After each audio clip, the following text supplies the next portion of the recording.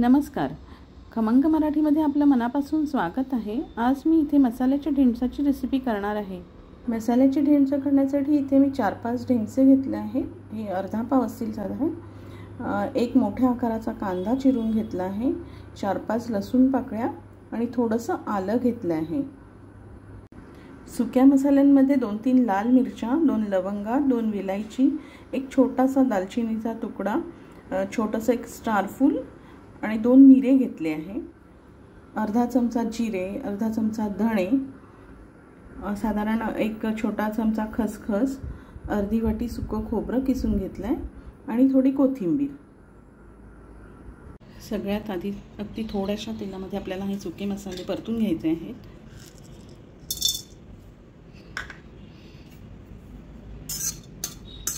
अगदी 1-2 मिनिट आपल्याला हे परतून घ्यायचं आहे. आता यामध्येच आपल्याला धणे आणि जिरे टाकून घ्यायचे. धणे जिरे अगदी 1 मिनिटासाठी परतून घेऊ. यातच आपल्याला लाल मिरच्या आणि खसखस टाकून घ्यायची. ही पण थोडीशी परतून घेऊ. हे परतून झालं आहे, हे आपण काढून घेऊ. आता याच कढईत आपल्याला सुकं खोबरं पण परतून घ्यायचं आहे. तेल न घालताच हे परतून घ्यायचं आहे. सुकं खोबरं चांगलं लालसर परतून घ्यायचं आहे. खोबरं पण आता आपण काढून घेऊ. त्यामध्ये थोडंसं तेल घालून आपल्याला कांदा पण लालसर परतून घ्यायचा आहे. कांदा, लसूण आणि आलं आपल्याला हे सगळं परतून घ्यायचं आहे. तेलामध्ये याला छान लालसर भाजून घ्यायचं आहे.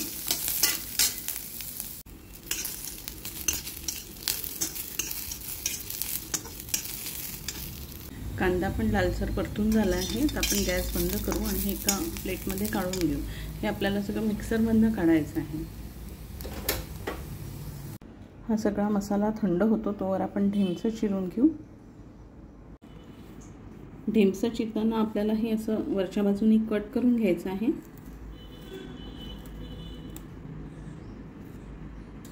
आणि याच्या आतमधला सगळा गर आपल्याला काढून घ्यायचा आहे.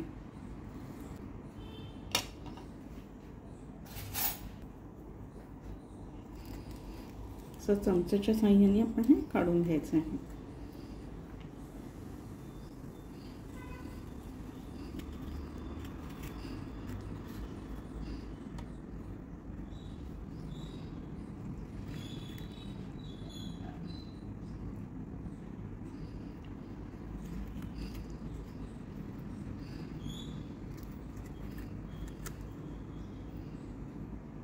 हा सगळा आतला गर काढून मसाला भरायसाठी आपण हे पोकळ करून घेतलं आहे. असेच आपल्याला सगळे ढेमसे चिरून घ्यायचे आहेत.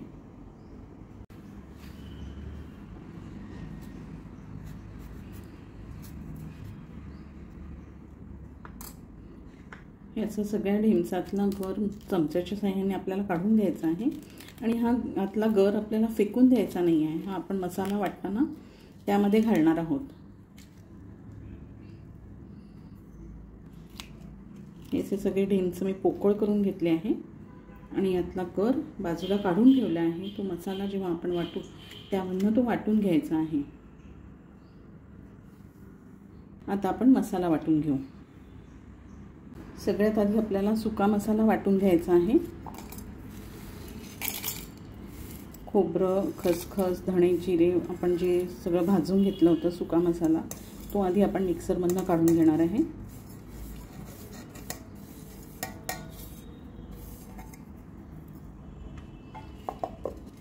हे सुके मसाले आपले वाटून झाले आहे. यामध्ये आपल्याला आता कांदा वाटून घ्यायचा आहे. कांदा, आलं, लसूण हे यामध्येच आपल्याला घालायचं आहे.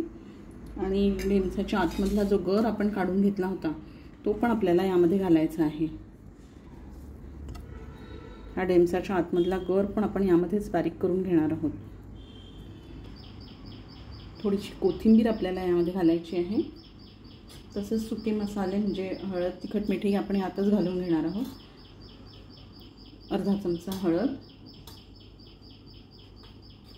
1 चमचा तिखट, आणि अर्धा चमचा गरम मसाला. चवीपुरतं मीठही यामध्येच घालून घ्यायचं आहे.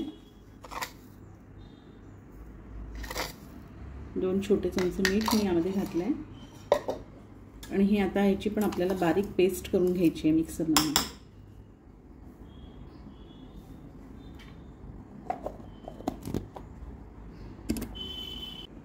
हा आपला मसाला वाटून झाला आहे. तर हा आपल्याला ढेमसाच्या आतमध्ये भरायचा आहे. हा मसाला आपण ढेमसाच्या आतमध्ये भरून घेऊ.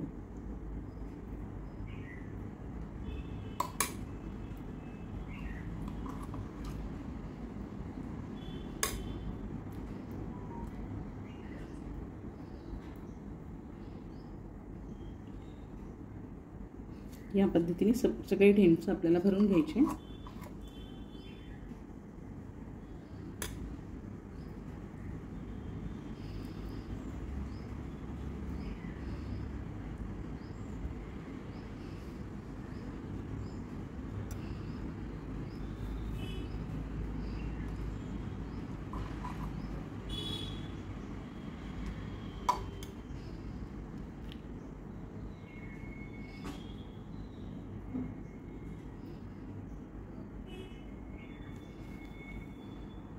हे सगळे ढेमसं भरून तयार आहे.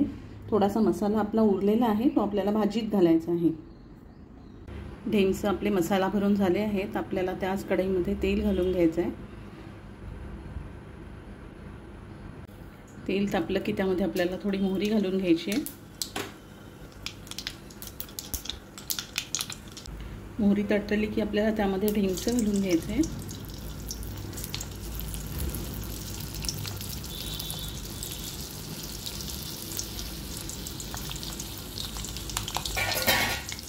आणि झाकण ठेवून 1-2 मिनटं आपल्याला ते होऊ द्यायचे आहे.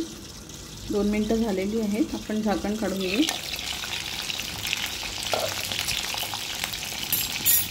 आता यामध्येच आपल्याला हा राहिलेला सगळा मसाला घालून घ्यायचा आहे. त्यात आता आपल्याला बाकी मसाला काहीच घालायचा नाही. हळद तिखट सगळंच आपण यामध्ये घातलेलं आहे. थोडीशी कोथिंबीर यात घालून घेऊ आणि चांगलं मिक्स करून घेऊ.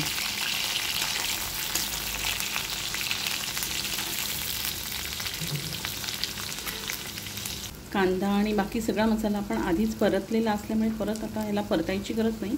यामध्ये आता आपल्याला पाणी घालायचं आहे. यामध्ये मी आता पाणी घालते आहे. गरम पाणी घालायचं आहे, उकळतं.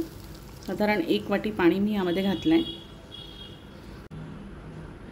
आणि याच्यावर आता झाकण ठेवून याला आपण शिजू द्यायचं आहे. 5-7 मिनटं झाले आहेत. आपण भाजी हलवून घेऊ. ढेमसं थोडेसे आपण उलट्या साईडने करून घेऊ.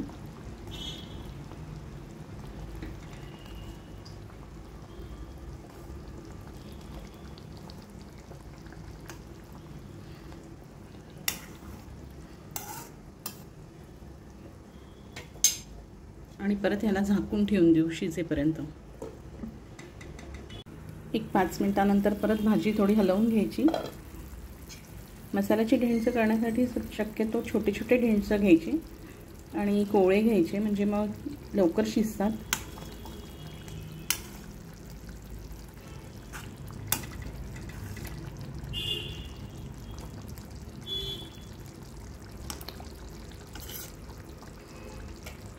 परत आपण ह्याला झाकून ठेवू.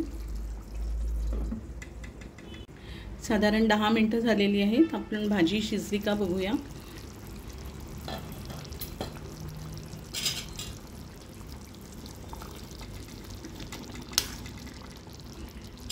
फोर्कच्या सहाय्याने आपण बघून घेऊ ढेणसं शिजले आहेत का ते. छान शिजलेले आहेत. आता आपल्याला गॅस बंद करायचा आहे. आपली छान ढेणसाची भाजी तयार आहे. ग्रेव्हीची कन्सिस्टन्सी तुम्ही तुमच्या मनाप्रमाणे ठेवू शकता. तुम्हाला जर जास्ती पातळ हवा असेल रस्सा तर थोडा जास्त पाणी घालायचं. मी मध्ये शिजताना यामध्ये थोडंसं पाणी घातलं होतं आणखी, कारण भाजी शिजल्यानंतर ते रस्सा थोडा घट्ट होतो. मस्त आपले मसाल्याचे ढेंचं तयार आहेत.